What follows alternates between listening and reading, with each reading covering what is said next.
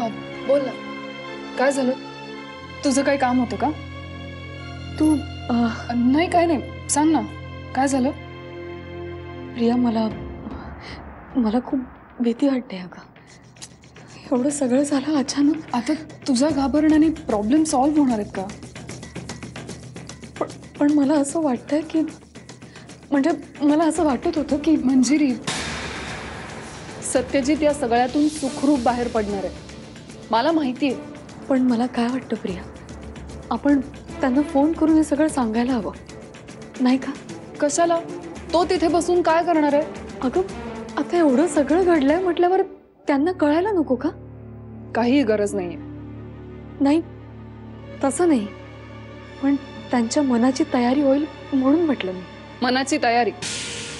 तो सत्यजित आहे, त्यांनी असे कितीतरी घाव पचवले आणि यातूनही तो नक्की मार्ग काढेल. पण यातलं सगळं आत्ता त्याला अजिबात कळता कामा नये. मला कळत नाहीये प्रिया, तू नाही का म्हणतेस? कारण तो तिकडे ट्रीटमेंटसाठी गेला. त्याला हे सगळं कळलं तर तो ती अर्धवट सोडून इकडे निघून येईल.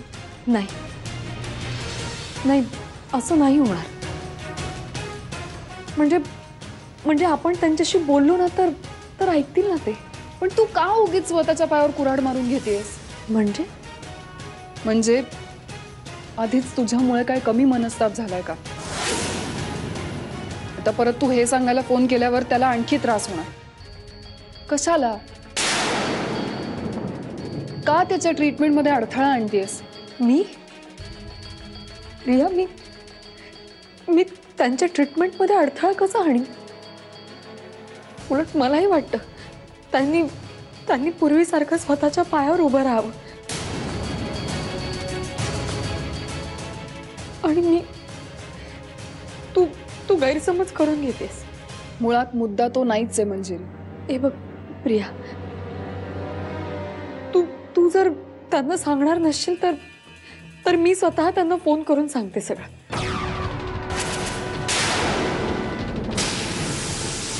मी जे म्हणेन ते ऐकायचं नाही असंच ठरवलंयस का तू?